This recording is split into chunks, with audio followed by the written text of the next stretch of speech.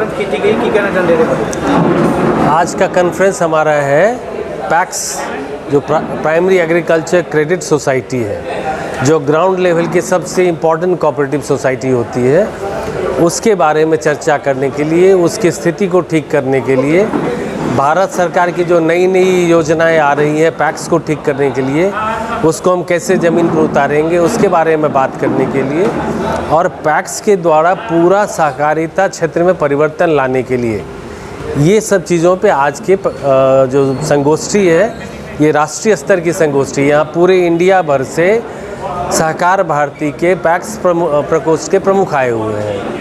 हम सब मिलकर पूरे देश में पैक्स की स्थिति कैसे ठीक करें उस पर पूरे दिन चर्चा करेंगे। आखिर ये सहकार भारती है क्या, क्या इसका मतलब क्या है? सहकार भारती 1979 से काम कर रही है देश में, कोऑपरेटिव सेक्टर को ठीक करने के लिए, वहाँ संस्कार लाने के लिए। अगर नेतृत्व में संस्कार नहीं होगा तो सहकारिता का विकास नहीं होगा, और सही सहकारिता देश में अगर नहीं होगी तो सहकारिता के माध्यम से देश में समृद्धि भी नहीं आ सकती। सहकारिता के बिना देश में उद्धार भी नहीं हो सकता, समृद्धि भी नहीं हो सकती। ये काम सहकार भारती कर रही है। संस्कारवान नेतृत्व और संस्कार युक्त सहकारिता देश में आए, उसके लिए काम कर रही है। सहकार भारती की टोटल कितनी ब्रांच है और कितने इसके सदस्य हैं? सहकार भारती पूरे देश में फैली हुई है।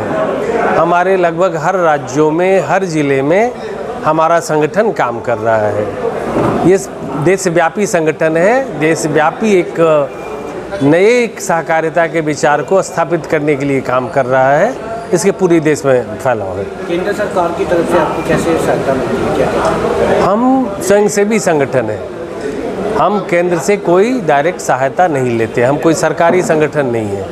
हम तो सहकारिता के विकास के लिए काम करने वाले स्वयंसेवी हैं, क्योंकि हमें ये पता है कि बिना सहकारिता के देश का उद्धार हो ही नहीं सकता।